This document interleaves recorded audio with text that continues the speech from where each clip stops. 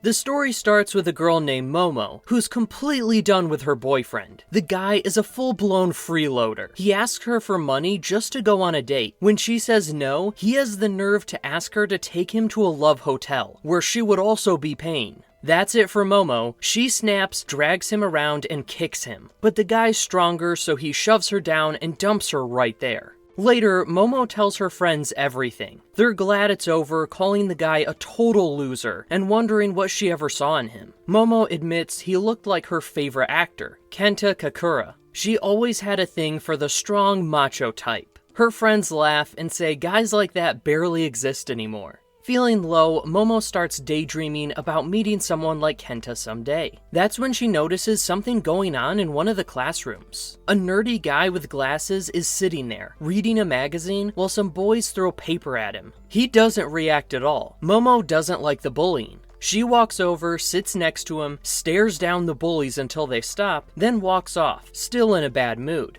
The guy, let's call him a cult coon, follows her. He assumes Momo must like him because she sat beside him. Momo shuts that down quickly. She says he's got the wrong idea, and she's not interested. But the guy starts talking about his magazine, telling her aliens and UFOs are definitely real, and the government is just covering it all up. He brings up tons of sightings as proof. Momo rolls her eyes. She says she doesn't believe in aliens and doesn't want to hear about them. She starts walking away, but he keeps talking. That's when Momo snaps again. She tells him to shut up and says this is probably why he doesn't have any friends. His face drops. His magazine slips from his hands. Momo instantly regrets it, picks it up, and says sorry. She adds that while she doesn't believe in aliens, she does believe in ghosts. Now the guy laughs at her. He says ghosts aren't real and jokes that maybe she's the crazy one. That ticks Momo off, and soon they're arguing. Her defending ghosts, him standing by aliens. Momo's friends see them arguing and start teasing, saying the two actually look good together. Momo then makes a bet with a cult coon. If he visits a haunted spot and sees a ghost, he has to become her servant. He agrees, but throws in his own bet. If she visits his chosen place and sees an alien, she has to be his servant. They both accept. That night, Momo arrives at Nagi General Hospital, a place abandoned for years. She started calling the guy Ken. On a call, Ken tells her the hospital is a known alien base. He says if she reaches the rooftop, the aliens will abduct her and do weird experiments. Momo asks if he's ever been abducted. Ken says maybe he has, but the aliens probably erased his memory. From that, Momo easily figures out he's never actually seen an alien or UFO. Meanwhile, Ken reaches the tunnel Momo picked, an old creepy place said to be haunted. Momo tells him she read online that it's packed with spirits. Ken acts brave, says he'll prove ghosts don't exist, but his shaky voice and nervous singing say otherwise. That's when it hits him. Momo hasn't seen a ghost either. He shouts at her, asking how she can believe in ghosts without ever seeing one. Momo finally opens up, says her grandmother is a real spirit medium who can talk to ghosts. After Momo's parents died, her grandma raised her. Back when she was a kid, her grandma taught her to walk around with a hand on her head as a way to ward off bad spirits. Momo even did that at school, but the boys laughed at her. The guy she liked also mocked her. That hurt more than she expected. She got mad at her grandma and said things she didn't mean. They didn't talk for days. Later, Momo realized her anger wasn't about the teasing. She was upset because someone made her feel embarrassed for trusting someone she loved. Her classmates made fun of her, but she loved her grandma and trusted her completely. That's why she believes in ghosts. When she asks Ken why he believes in aliens, he doesn't have a solid answer. He just says not everything needs a reason. Inside the tunnel, Ken suddenly spots bloody claw marks. When he turns around, a terrifying old lady ghost stares right at him. He completely freaks out and runs for his life. Momo hears his screams and immediately thinks of Turbo Granny, the ghost known for cursing anyone she catches. Ken tries to run, but Turbo Granny catches up. His phone call cuts off. Momo rushes to help, but on the way, she runs into 3 strange robot-looking figures. Turns out they're aliens. She tries to escape, but they grab her and tear her clothes.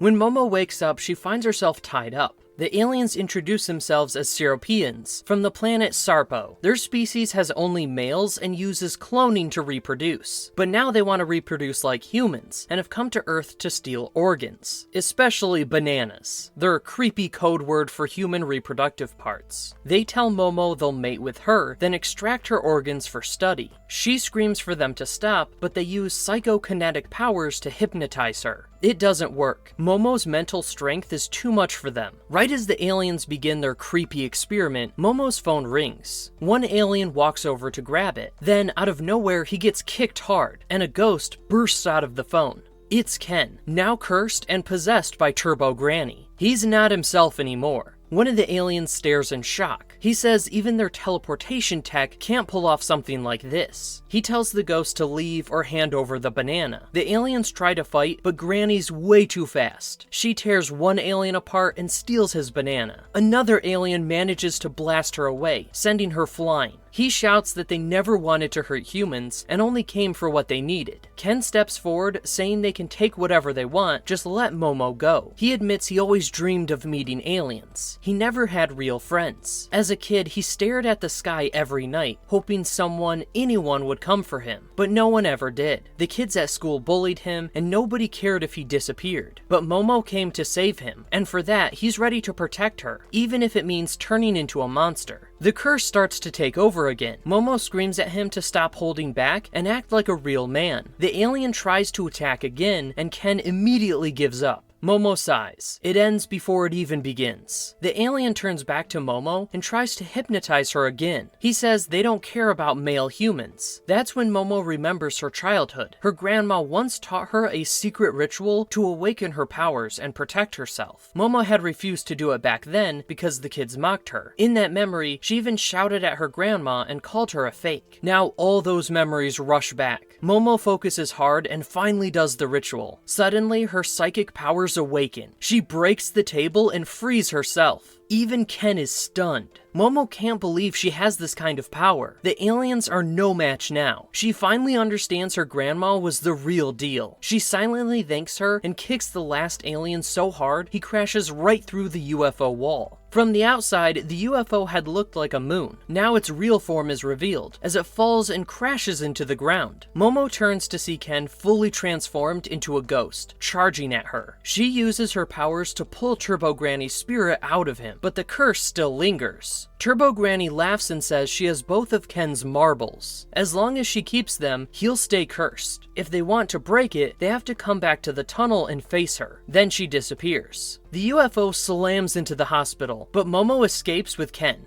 Ghosts and aliens are both real now. Momo gets abducted by aliens, Ken gets cursed by a ghost. Thanks to Momo's powers, Ken stays stable, but if she stops using them, the curse will take over. Hearing that, Ken walks toward the tunnel, ready to face Turbo Granny and break the curse. He takes off his clothes and hands them to Momo, so she can cover up and go home. But Momo says she's going with him. Ken's confused why she'd help someone like him. Momo just gives him his clothes back and walks beside him. Ken says she should at least wear something, or he won't be able to focus. That line hits Momo's heart. Her favorite actor, Ken Takakura, once said the exact same thing. Then it clicks. She never even asked his name. When she finally does, he says his name is Ken Takakura. Momo freezes. Behind them, the UFO explodes. Momo refuses to believe it, but Ken keeps saying that's really his name. She covers her ears, and the curse from Turbo Granny starts growing stronger inside him. Possessed, he suddenly turns creepy and tells Momo to feed him her banana. Without hesitation, Momo throws him across the field with her psychic powers and calms the curse down. She says they need some ground rules. Rule 1, he's never allowed to say that name again. Since he's all into weird ghost stuff, she's calling him Ken, and that's final. Ken just nods, having no choice. Momo teases him, saying he probably likes the name since his face is turning red. He looks away, flustered, then lets out a fart loud enough to shake the air. Momo screams, calling him disgusting. Before they even get close to the cave, the sun rises. That means Turbo Granny won't show up. Ghosts don't come out during the day. Momo tells Ken to follow her home, saying that with the way he looks in those clothes, he's scarier than any ghost. They reach her house. Momo warns him that her grandma doesn't go easy on boys. She once nearly knocked out her ex, but the moment Ken steps past the gate, he bursts into flames. Momo quickly reacts and hurls him into the river, saving his life. That's when she spots a talisman stuck to the gate, something her grandma must have placed to block evil. Since Ken is cursed, he can't pass through. Momo says sorry, removes the talisman, and tells him to try again. If he catches fire again, she says she's tossing him back into the river. This time, he walks in safely, but says his body feels weird and tingly. Momo laughs at his hair, which now looks like a grandma's. Inside the house, she calls out for her grandma, but there's no one home. She takes Ken to her room and tells him to wait outside while she changes. But as he shuts the door, the curse flares up again, and he barges back in. Momo stops the curse and yells at him to turn around. Once dressed, Momo brings him some clothes to wear. Not exactly boy clothes, but good enough. Then she casually asks if his banana is missing. Turbo Granny did say she took it. Ken checks, and sure enough, there's nothing there. Momo jokes about wanting to check herself. Ken refuses. She keeps teasing him, saying if it's missing, what's there to hide? He snaps, saying he's not showing her anything, gone or not. Ken blames her, saying all this started because she challenged him to go to the cave. Momo reminds him that he came to her first with all his alien nonsense. She just went along with it for fun. Ken admits he didn't want to miss the chance to talk to someone. He always wanted a friend, and when Momo spoke to him, it felt like something good was finally happening. But he adds that their worlds are just too different. A guy like him could never be friends with a girl like her. He tells her sorry for dragging her into this mess. Once it's over, she can pretend he doesn't exist. Momo says that's the problem. He always assumes stuff and pushes people away. That's why he has no friends. She promises she won't ignore him. They'll talk about all the ghost stuff together. That makes Ken tear up. Momo tells him something, and he blurts out that she's ugly and insults people to their face. Momo loses it and starts yelling. Just then, the doorbell rings. Ken thinks her grandma's back, but Momo says she's never heard that bell before. Her grandma once told her there are 2 bells, one for humans, one for spirits. Since Momo removed the talisman, the spirit has slipped in. Ken asks what to do. Momo says she'll stick the talisman back. It'll burn the ghost just like it burned him. Ken freaks out, so she tells him to step outside. They sneak out the back. The sky's suddenly dark, like night again, and a wall has formed around the house, sealing off the gate. Black smoke fills the air so thick, it makes Momo's nose bleed. Ken's struggling too. Then a huge monster appears above them.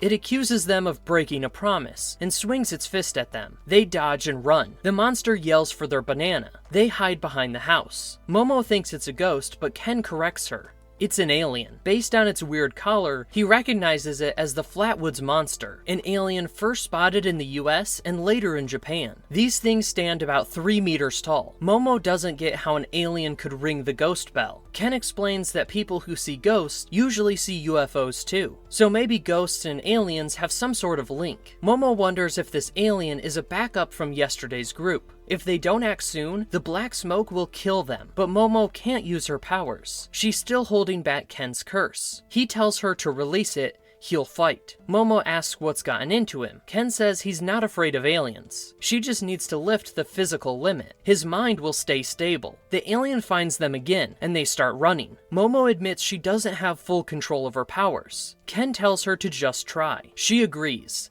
As the curse activates again, Ken begins to change. The alien fires a massive blast. Cursed Ken charges in, grabs Momo, and gets her out of danger. He's now completely different. Strong, fast, and calm. Like something out of an anime. Momo doesn't get this new version of him. Ken says he's just a strange guy. Momo yells at him to stop quoting Kenta Kakura. The alien rushes in, but Ken's body moves on its own. He chomps the alien's fingers clean off. Turbo Granny's strength is taking over. He's so fast, Momo can't even see him move. Then he suddenly spits blood. His body starts breaking down. The curse is too strong. Humans weren't built to handle that speed. They're stuck. Then Momo notices the alien's fighting style, like sumo wrestling. If they make it touch the ground with its hands, they win. Ken transforms again. The two charge. Ken snaps one leg and Momo hits the alien hard, knocking it down. The moment its hands touches the ground, it starts melting, but it grows 2 more legs, grabs Momo, and slams her into a wall. While getting tossed around, she keeps Ken's curse in check. She calls the alien a cheater. The hits keep coming. Ken begs her to release the curse or she'll die. That's when Momo sees it. The alien has punched a hole in the wall. Now they're outside the main gate. She pulls Ken through and slaps the talisman back on. The alien bursts into flames and burns away. Finally, they're back in the real world. Everything goes quiet. They breathe for a moment. Ken's curse still won't go away without Momo's help. He notices even his hairstyle has changed again. Momo faints from exhaustion, and the second she does, the curse breaks loose.